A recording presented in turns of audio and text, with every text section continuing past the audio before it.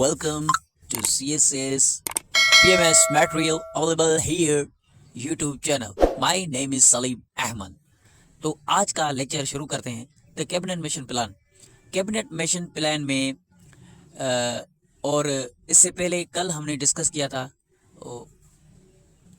Shimla conference 1945 हमने discuss किया था और उस इवेंट में और कैबिनेट मिशन प्लान में वो 1945 को हुआ था, ये 46 को है। ठीक है, तो इनमें बहुत ही चीज़ें सिमिलर थी। वो सिमिलर चीज़ें उसमें जो थी, जो कि उसमें बातें की गई थी, जो कि उस मूवमेंट में लीडर्स ने बातें की थी, कानून बनाया था, इसमें भी वही कानून शामिल है। इसमें थोड़ी बहुत चेंजिंग की गई थी। ठीक है, ये इंडिया की स्ट्रगल चल रही है आज़ाद होने के लिए, पाकिस्तान और इंडिया की आज़ादी के लिए ब्रिटिश से। ठीक है, तो कैबिनेट मिशन प्लान में सबसे पहले हम देखते हैं कि ये एक बहुत ही अहम किरदार अदा किया इस प्लान ने इंडिया की आज़ादी के लिए। जो जद्दोजहद और मेहनत हिंदू मुसलमान और सब कंटिनेंट के लोग कर रहे थे, तो इसका ये कैबिनेट मिशन प्लान क्या था और ये किसने दिया था? ये Lord Pethick Lawrence, Sir Stafford Cripps, ये क्रिप्स मिशन वाला है। ठीक है, तो उसके बाद एवी अलेक्जेंडर, ये लोग थे जिन्होंने ये क्रिप्स मिशन इंडिया के अंदर लेके आए थे। और इनका मकसद ये था कि जो भी पावर ब्रिटिश के हाथ में है, क्योंकि ब्रिटिश वहाँ पर कब्जा कर रही थी, मुल्क सारा ब्रिटिश गवर्नमेंट चला रही थी, तो अभी ब्रिटिश वालों ने कहा कि इनको आज़ादी दें और यहाँ से चले जाएं, क्योंकि बाहर के मुल्कों से, अमेरिका से, दूसरे कंट्री से भी प्रेशर बिल्ड हो चुका था ब्रिटिश के ऊपर कि इनको आज़ादी दो। तो वो हमने पहले लेक्चर सारा डिस्कस किया है, पूरी पाकिस्तान की प्लेलिस्ट हमने पढ़ी है। अगर आप एक एक लेक्चर अच्छी तरीके से देखेंगे तो ये सारी बातें मैंने बताइए, आपको क्लियरली हर चीज़ बताइए। ठीक है, तो ब्रिटिश गवर्नमेंट का मकसद ये था कि गवर्नमेंट इंडिया के लीडर्स को दे के और यहाँ से चले जाएं और इंडिया की यूनिटी, हिंदू मुसलमानों की यूनिटी और बड़े सगीर में जो लोग रह रहे हैं उनकी यूनिटी, और वो अपने साथ सलामती के साथ अपने कंट्री में उनको छोड़कर चले जाएं। ठीक है, तो इसकी इंट्रोडक्शन में ये था। अब हम बात करते हैं कि कैबिनेट मिशन प्लान में क्या कानून बना के आए थे ब्रिटिशर्स और कौन सी चीज़ें ऐसी इंडिया वालों के लिए उन्होंने लेके आए थे जो कि हिंदू मुसलमान जिन पर राज़ी हो और कंट्री अपना खुद रन करें, उनकी अपनी गवर्नमेंट हो, अपना कॉन्स्टिट्यूशन हो, हम यहाँ से चले जाएं, उनको कानून बना के दें। उसके बाद तो इसका की कंपोनेंट ऑफ प्लान, मतलब कि मेन इसमें क्या क्या शामिल हैं प्लान में, जो कि ब्रिटिश गवर्नमेंट ने, ये तीन लोग जो आए, क्या लेके आए इंडिया के लोगों के लिए और इंडिया के कॉन्स्टिट्यूशन और इंडिया की गवर्नमेंट बनाने के लिए। तो सबसे पहले देखें कि 3 टायर्ड एडमिनिस्ट्रेटिव स्ट्रक्चर। अभी इन वर्ड्स को मैं बहुत ही खोल के इजी करके, आसान करके आपको सेंड करता हूँ। इस चैनल पर मेरा काम यही है कि जो चीज़ें स्टूडेंट्स को, सीएसएस एस्पायरेंट्स को समझ में नहीं आती, उनको मैं क्लियरली इजी और आसान करके देता हूँ। ठीक है, तो अभी 3 ट्रायल एडमिनिस्ट्रेटिव स्ट्रक्चर को देखकर हैरान हो गए होंगे बहुत लोग, और इसको देखकर वीडियो को छोड़ के चले जाते हैं। ऐसे तैयारी नहीं होती। अभी देखें, जब इसको मैं एक्सप्लेन करूंगा 3 ट्रायल एडमिनिस्ट्रेटिव को स्ट्रक्चर ये कौन सी थी, इतनी इजी है, आप कहेंगे खाम डरते हैं। देखो, the plan proposed by the federal unit at the top, individual provinces at the bottom, the group of provinces as the middle tier, province grouping। अब मैं यहाँ आपको अपने वर्ड्स में समझाता हूँ कि ये इसमें शिमला कॉन्फ्रेंस में और कैबिनेट मिशन प्लान में ये एक जैसी जो बातें थी, जो कि इनमें डिफरेंस थे, जो कि सिमिलरिटी थी, ये मैं आपको बताना यहाँ पर ज़रूर समझता हूँ। आपको मैं पहले बताता चलूँ कि कैबिनेट मिशन में 3 टायर फेडरल स्ट्रक्चर का कॉन्सेप्ट क्या था। इंडिया को जो एक फेडरल सिस्टम में डिवाइड किया जाए, जिसमें 3 लेवल की गवर्नेंस होगी, मतलब कि इंडिया के लिए एक ऐसा कानून बना के आए थे, वो फेडरल कानून। और उस फेडरल कानून में क्या क्या चीज़ें थी, किस तरह से हुकूमत होगी, किस तरह से हुकूमत और पाकिस्तान और इंडिया और सूबे, ये सारा कंट्री किस तरह से रन करेगा, किस तरह से गवर्नमेंट चलेगी। देखो, सबसे पहले 3 टायर मतलब कि 3 तरह के लफ्ज, टायर का मतलब है बंधा हुआ, स्ट्रक्चर होगी एक बनी हुई फेडरल की, जिसमें 3 तरह की स्ट्रक्चर बनी होगी। ठीक है, एक सेंट्रल होगा, दूसरा प्रोविंस होगा, तीसरा ग्रुप और सेक्शंस होंगे। ठीक है, अभी हम देखते हैं कि सेंटर में क्या क्या चीजें थी। अभी आप समझ गए होंगे कैबिनेट मिशन में 3 ट्रायल फेडरल स्ट्रक्चर क्या था।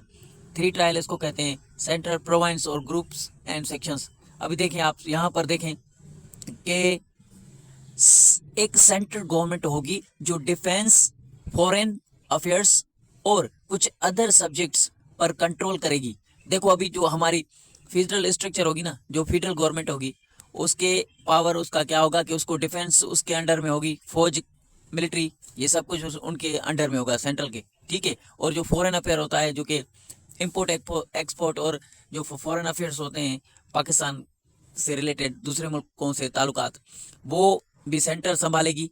सब्जेक्ट्स का मतलब है कुछ ऐसी और भी चीजें हैं जो कि सेंट्रल कंट्रोल करेगी। सेंट्रल में एक पार्लियामेंट होगी जो लॉ बनाएगी। ठीक है, ये सेंट्रल का काम हो गया। 3 तरह की गवर्नमेंट। ठीक है, तो सूबों में क्या होगा? दूसरे नंबर पर था प्रोविंसेस। 3 ट्रायल था ना, टायर बंधा हुआ, तो 3 तरह की हुकूमत बंधी हुई बनेगी।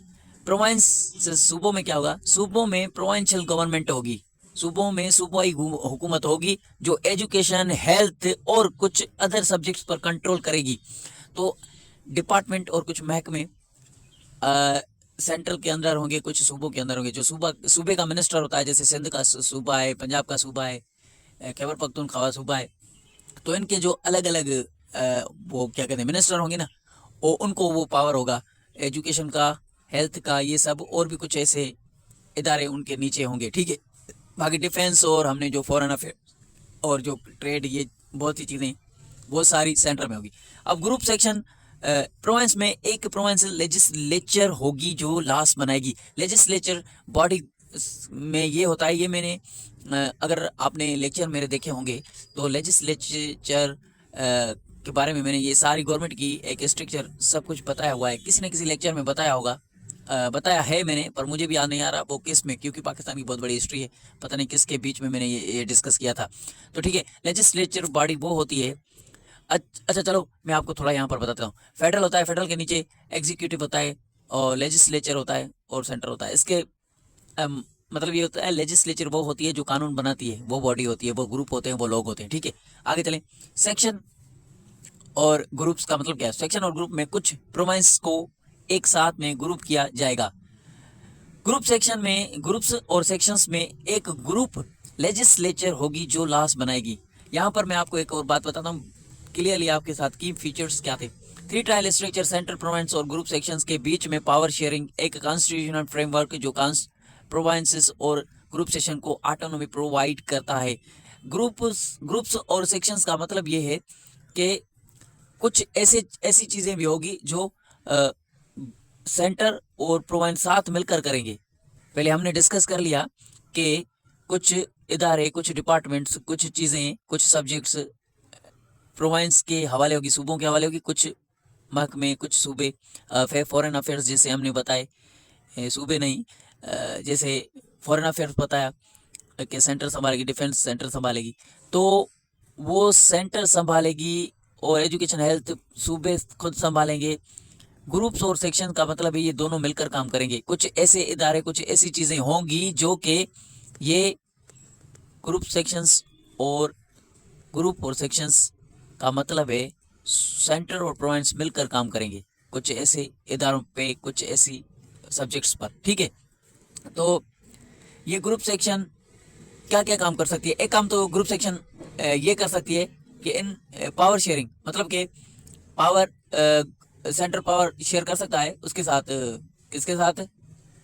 सूबे के साथ, और सूबा मिल बैठकर बात कर सकते हैं। एक कॉन्स्टिट्यूशन फ्रेमवर्क, मतलब कि कॉन्स्टिट्यूशन बनाने के दौरान सेंटर और प्रोविंस साथ में होंगे, साथ में मिल बैठकर बात करेंगे, और इनको ऑटोनॉमी होगी, मतलब कि सूबों को खुद मुख्तियारी होगी। कोई कानून उसको पसंद नहीं है तो वो अपने सूबे में वो मिनिस्टर नाफिज नहीं करेगा, भले ही सेंटर कहे कि ये कानून हमने आपके लिए बनाया है, सूबे के लिए, लेकिन वो अगर नहीं मानता सूबा तो उसकी मर्जी है, उनको कुछ ऑटोनॉमी मिली हुई है, मर्जी हुई है, उनके अपने इख्तियार हैं। ठीक है, तो हम बात करते हैं कि ये 3 ट्रायल स्ट्रक्चर के का कॉन्सेप्ट कैबिनेट मिशन के प्रपोजल का एक इम्पोर्टेंट हिस्सा था, जो कि इंडिया को एक फेडरल स्ट्रक्चर में डिवाइड करने के लिए बनाया गया।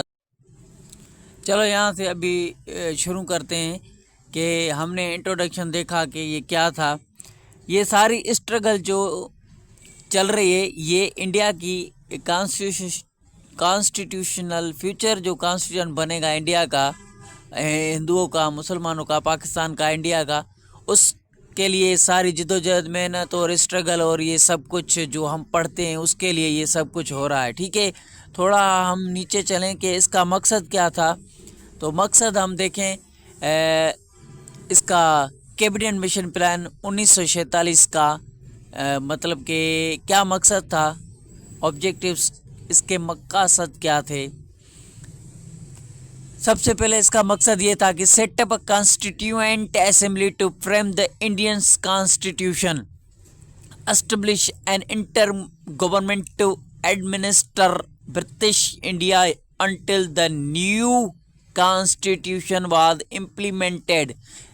अगर आपने शिमला कॉन्फ्रेंस, कल मैंने लेक्चर अपलोड किया है शिमला कॉन्फ्रेंस 1945, अगर आपने वो लेक्चर देखा हुआ है तो आपको ये इंटरिम गवर्नमेंट के बारे में मैंने पूरी डिटेल से वहाँ पर डिस्कस की है। ठीक है, वो आप लेक्चर देखें, इस वीडियो के नीचे ही होगा। ठीक है, तो इसका मकसद ये था, कैबिनेट मिशन प्लान का मकसद ये था कि एक ऐसी असेंबली बनाए जो कि इंडिया के लिए कॉन्स्टिट्यूशन बनाएगा और कॉन्स्टिट्यूशन असेंबली बनाएगा और इंटरिम गवर्नमेंट बनाएगा, और इसने बनाई भी थी। ठीक है, एडमिनिस्ट्रेटर ब्रिटिश इंडिया को जो अभी के लिए, जब तक इनका कानून बने, जब तक इनको आज़ादी मिले, तब तक ये कॉन्स्टिट्यूएंट असेंबली और इंटरिम गवर्नमेंट जो कि टेम्पररी गवर्नमेंट थी, मैंने शिमला कॉन्फ्रेंस 1945 में ये डिटेल में डिस्कस किया है। ठीक है, और वो शिमला कॉन्फ्रेंस में इंटरिम गवर्नमेंट बना चुके थे, और अभी इस कैबिनेट मिशन प्लान में इन्होंने एक चीज़ ऐड की है सिर्फ, क्या, वो कॉन्स्टिट्यूएंट असेंबली बनाई है। इंडिया के कॉन्स्टिट्यूशन पर ये असेंबली, ये ग्रुप, ये लोग बैठकर बात करेंगे, इसका मतलब ये है। ठीक है, जब तक इंडिया के लिए न्यू कॉन्स्टिट्यूशन नहीं बनाया जाता, जब तक के वो इंडिया और पाकिस्तान को आज़ादी नहीं मिलती और उनके ऊपर ये लागू नहीं होता, तब तक ये बनता रहेगा, चलता रहेगा। ठीक है, आगे चलते हैं। तो cabinet mission plan arrived Delhi on March 24, 1946, held talk with Indian leaders. ये जो हमने ब्रिटिशर्स के ये बात की, हमने ये Stafford, Pethick, Lawrence, sir Stafford Cripps, Alexander, AV Alexander, ये 3 लोग आए और इन्होंने ब्रिटिश लीडर्स और इंडिया के लीडर्स से बात की। लीडर इंडिया का कौन था? गांधी था, जिन्ना था, नेहरू था, बहुत था, बड़े बड़े लीडर्स थे, उनके साथ बातचीत करने के लिए आए। इंक्लूड जिन्ना और गांधी लिखा हुआ है। कैसे भी करके ये नेगोशिएशन, मतलब कि बातचीत हुई, और challenge due to fundamental differences between the Indian National Congress and the Muslim League regarding the Indian future constitution.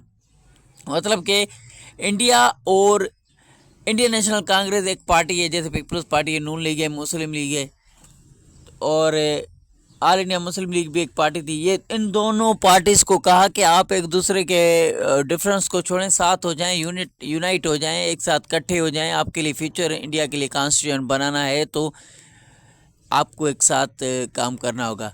तो ये चैलेंज बन गई वहाँ पर। ये चैलेंज क्यों बनी? क्योंकि मुसलमानों को अलग वतन चाहिए था और गांधी कह रहा था हम यूनाइट रहेंगे सब, तो एक मुल्क होगा, इसके लिए पार्टीशन ना करो इंडिया की, ये बातें हो रही थी। हमने सब कुछ क्लियरली डिस्कस किया है। उसके बाद कैबिनेट मिशन प्लान अनाउंस हुआ था मार्च 16, 1946, proper the 3 trial federal structure.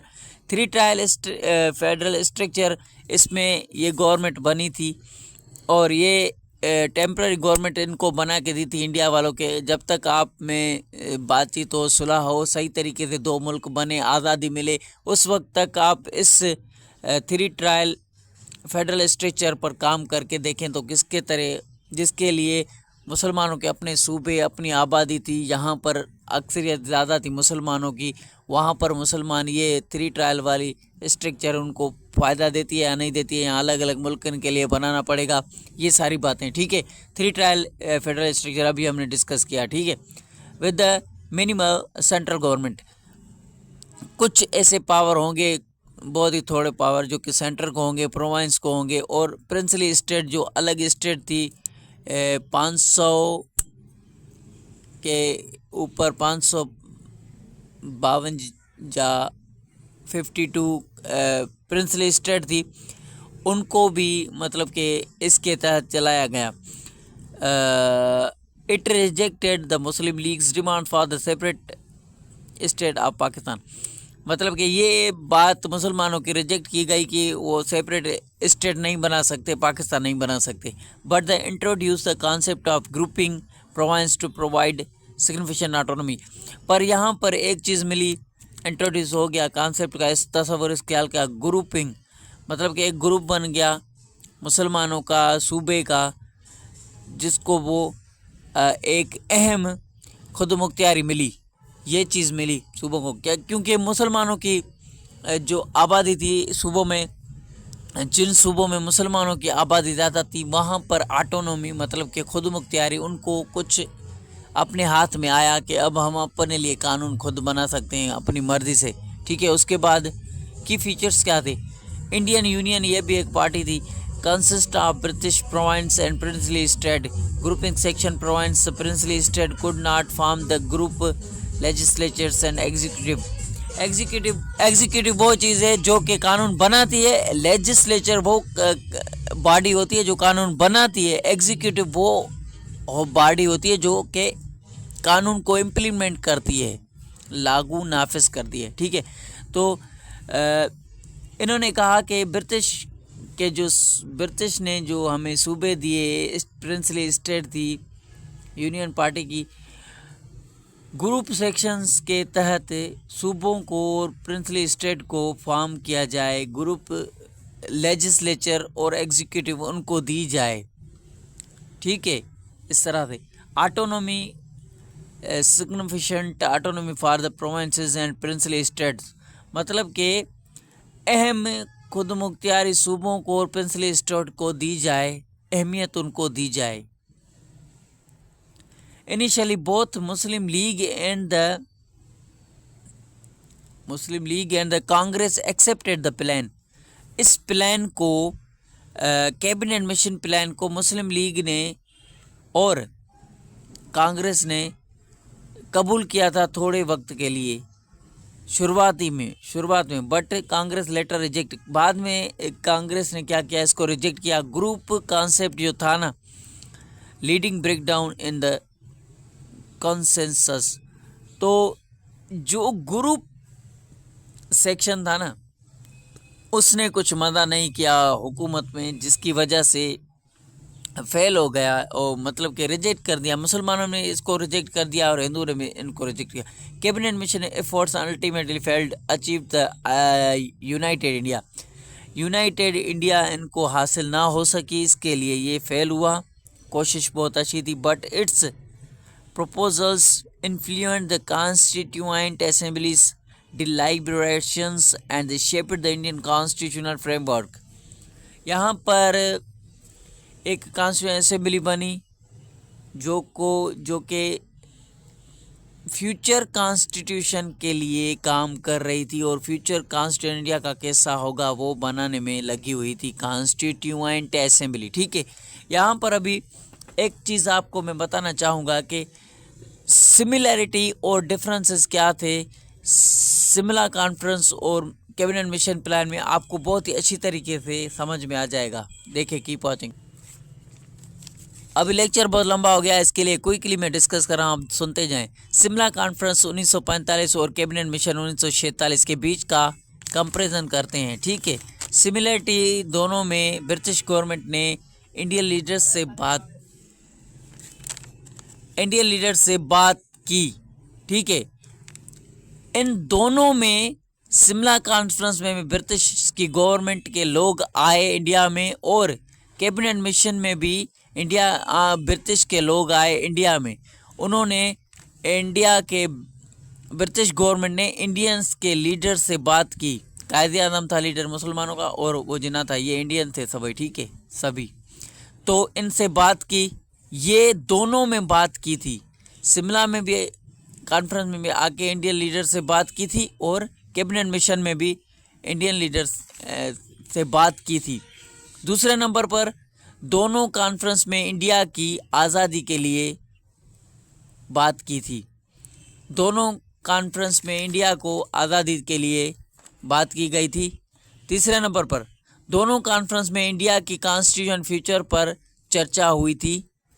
चौथे नंबर पर इसका पर्पस क्या था, शिमला कॉन्फ्रेंस का और कैबिनेट मिशन का, इन दोनों का मकसद एक ही था, एक नहीं था, थोड़ा बहुत डिफरेंस था।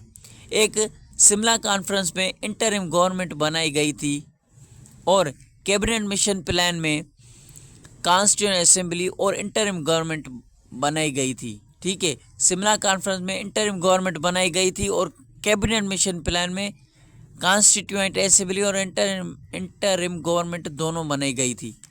ठीक है, दूसरे नंबर पर इसमें हमें क्या सलाह मिली, क्या मशवरा मिला, क्या प्रपोजल था, क्या ऑफ़र उसने किया, शिमला कॉन्फ्रेंस में क्या ऑफ़र हुई और कैबिनेट मिशन में क्या ऑफ़र हुई। शिमला कॉन्फ्रेंस में वायसराय की एग्जीक्यूटिव काउंसिल में इंडियंस मेंबर्स को शामिल करने की बात हुई थी। आप देखें वो लेक्चर, समझ में आ जाएगा एग्जीक्यूटिव काउंसिल क्या थी। Cabinet mission 3 trial federal structure, ये हमने अभी डिस्कस किया। कैबिनेट मिशन में 3 ट्रायल फेडरल स्ट्रक्चर पे लेके आए थे वो कानून। कौन सा कानून लेके आए थे? 3 ट्रायल फेडरल स्ट्रक्चर वाला। शिमला कॉन्फ्रेंस में वायसराय की एग्जीक्यूटिव काउंसिल थी, उसमें इंडियन मेंबर्स को शामिल करने के लिए वो कानून बना के लेके आए थे। ठीक है, तो तीसरे नंबर पर आता है आउटकम। शिमला कॉन्फ्रेंस में नाकाम कैबिनेट मिशन इनिशियल।